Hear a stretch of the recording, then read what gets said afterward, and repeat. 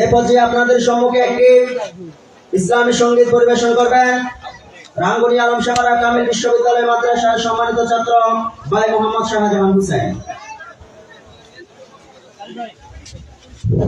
আসসালামু আলাইকুম ওয়া রাহমাতুল্লাহ।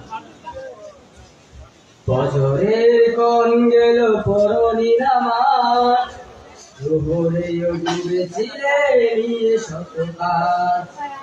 আসর কেটে গেল কেলায় হেলায়, মাগরিব পড়লে না নামাজের সাজ।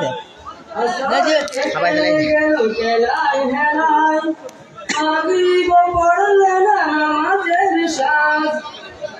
বিনোদনে কেটে গেল এশার সময়,